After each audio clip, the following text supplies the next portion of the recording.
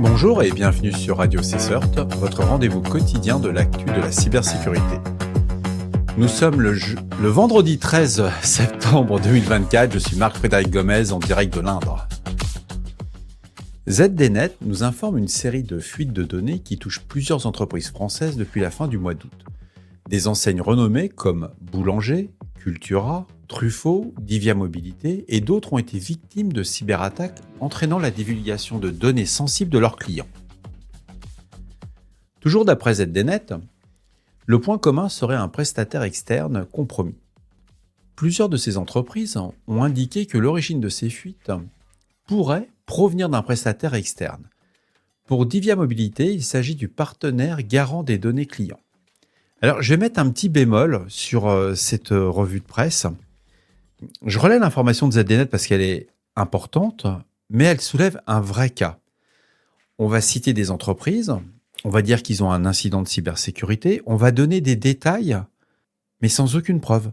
C'est-à-dire qu'on a juste des communiqués des différentes entreprises, mais en aucun cas, on a le détail de l'attaque, on va s'appuyer sur des rumeurs. Et dans le leak de ZDNet, il faut bien comprendre qu'on n'est pas dans du journalisme d'investigation, hein, on est sur de la revue de presse. On est vraiment sur « je rapporte de l'info », j'ai deux liens qui se battent en duel pour aller sur les communiqués officiels des entreprises, et à partir de là, on va sortir un certain nombre de détails que je vais continuer à vous annoncer. Vous allez voir, moi je suis très très prudent, je l'ai mis parce que ça sert d'exemple.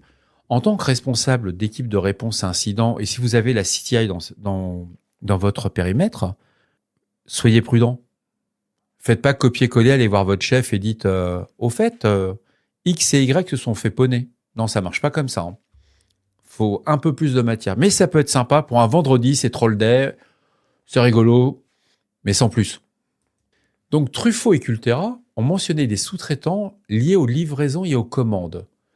Bien que le nom du prestataire n'ait pas été révélé, Boulanger a également signalé que les données volées étaient uniquement liées aux livraisons sans affecter les informations bancaires.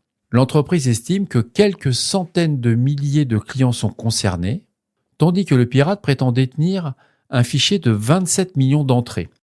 Idem, l'entreprise qui est responsable, qui a des mandataires sociaux, qui juridiquement sait qu'elle joue très gros sur ce genre d'incident, si elle donne une information, généralement, c'est son service juridique l'a aussi validé avec le service de com. Que le pirate ait 27 millions de lignes d'informations dans un fichier, oui, si vous mettez sur chaque ligne le nom, l'autre ligne le prénom, l'autre l'adresse, etc., c'est pas 27 millions de personnes qu'il va avoir. Donc, prendre avec beaucoup de prudence. En plus, si vous avez sur chaque ligne des commandes différentes de la même personne, etc., l'information n'est pas qualifiée. Là, on fait vraiment ce que j'appelle de la revue de presse de comptoir. On va se boire une bière le soir, on discute de ça, et encore, on perd son temps, quoi. Mais on va aller jusqu'au bout parce que c'est terrible les détails, mais toujours sans aucune preuve pour les entreprises qui sont citées, quoi. Alors, il y a des choses qu'on sait sur le pirate à l'origine des fuites. Un individu utilisant les pseudonymes Oromar44 et Orox404 sur le forum Breach Forums a revendiqué ses vols de données. Depuis le 31 août, il a mis en vente plusieurs bases de données volées, notamment Truffaut, avec plus de 280 000 entrées comprenant nom, email, numéro de téléphone et adresse. L'assurance retraite, 376 000 entrées contenant des informations sensibles comme les ressources mensuelles des individus. Il est à noter que l'assurance retraite n'a pas communiqué sur cet incident ou cet éventuel piratage. Dans les autres entreprises nommées par ZDNet, on a PP Jeans, Divia Mobilité, Cybertech.fr et Cultura.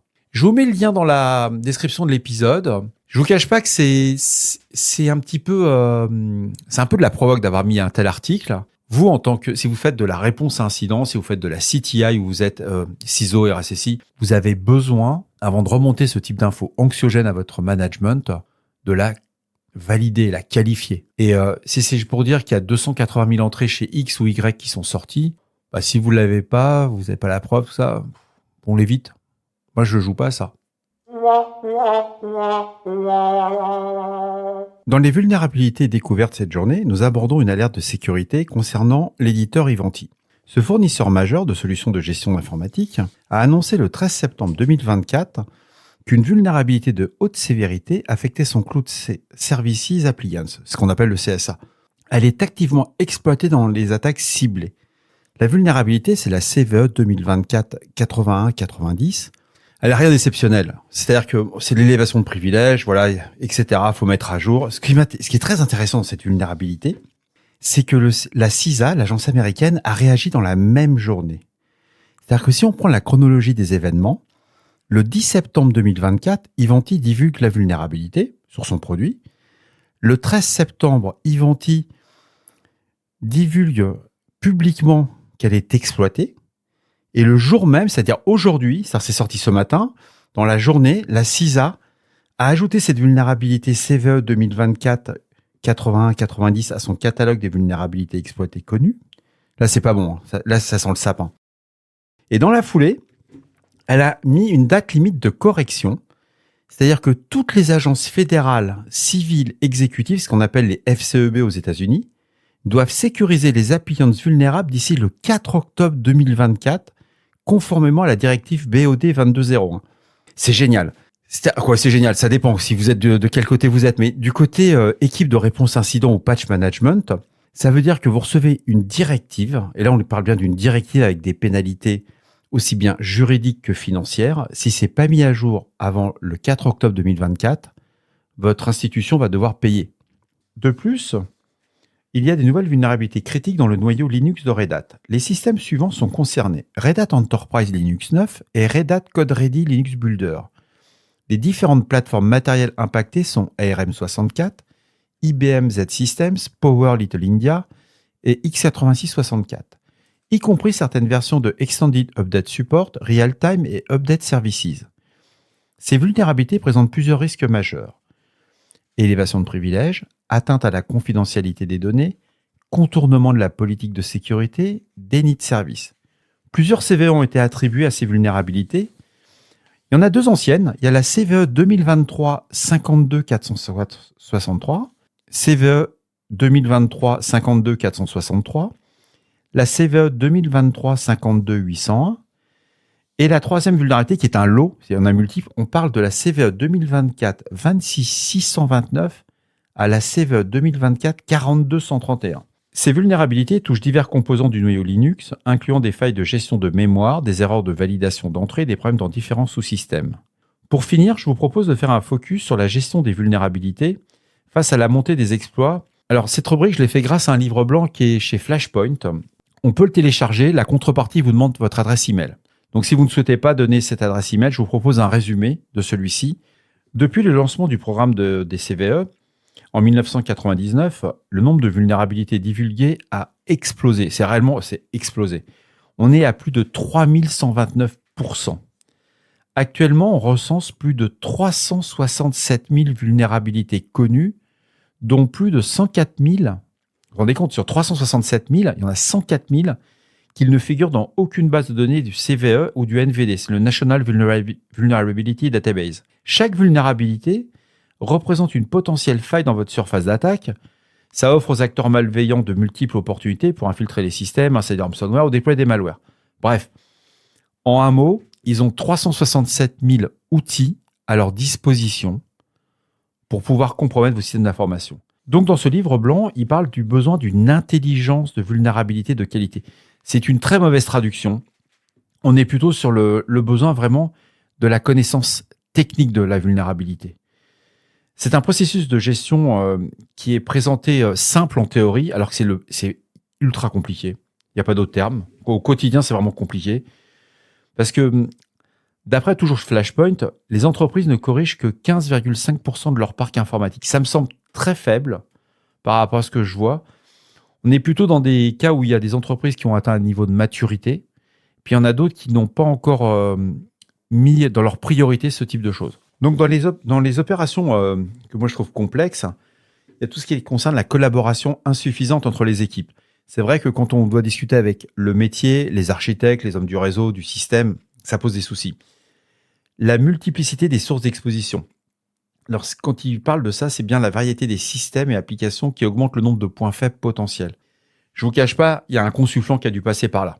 Données de mauvaise qualité, des informations fragmentées ou incomplètes rendant difficile l'évaluation précise des risques. Il faut rester pragmatique à notre niveau. Le niveau des des équipes de réponse à incidents, des CSERT, CSERT ou autres équipes de patch management, nous, notre job, c'est anticiper la menace.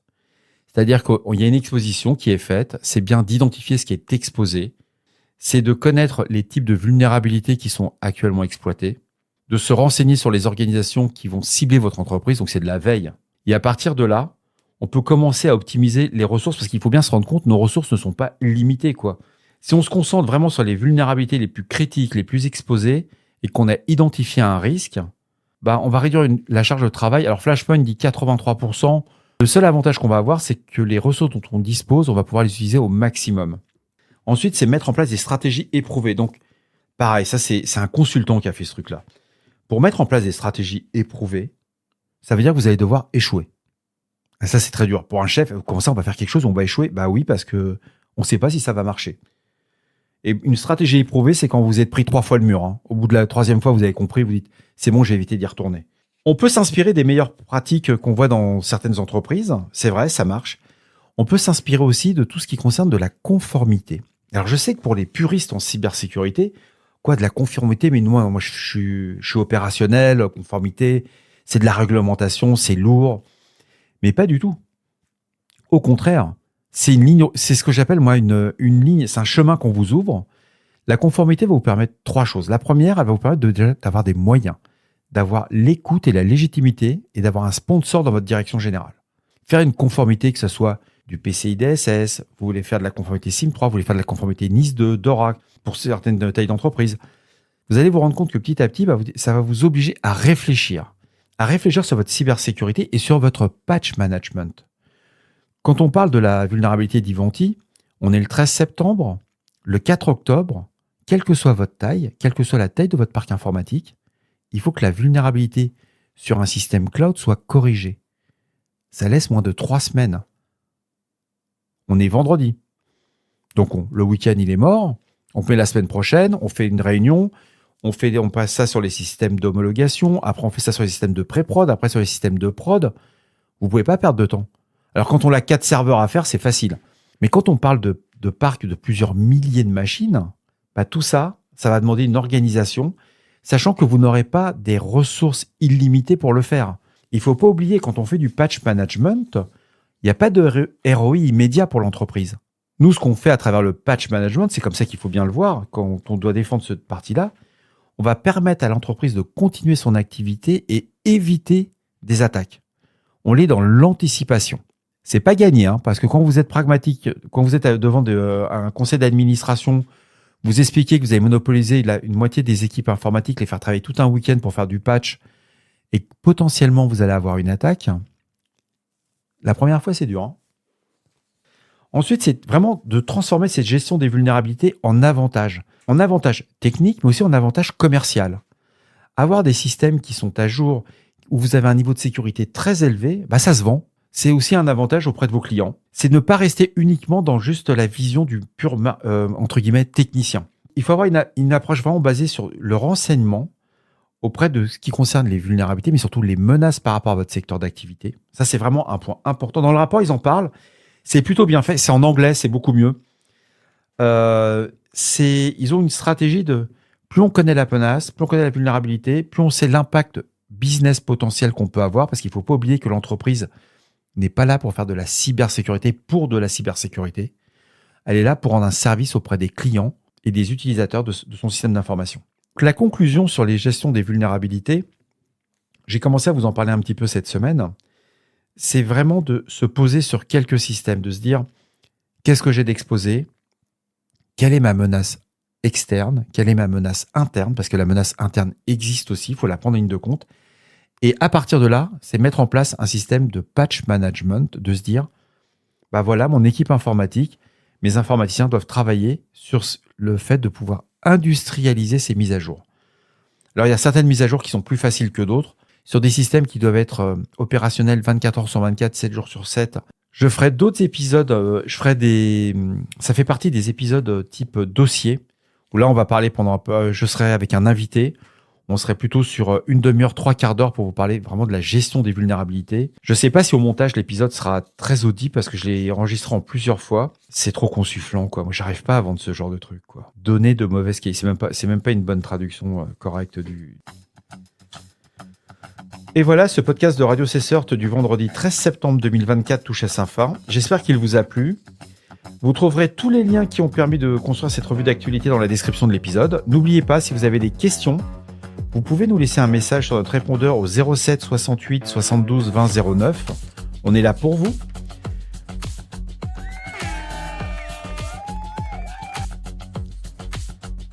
Prenez soin de vous. À demain pour un nouveau rendez-vous. Je cours monter l'épisode parce qu'il est pratiquement 23h30. Ça va être chaud, hein. Il faut qu'il sorte dans une demi-heure. Donc je pense qu'il sera un peu brutasse l'épisode. À demain.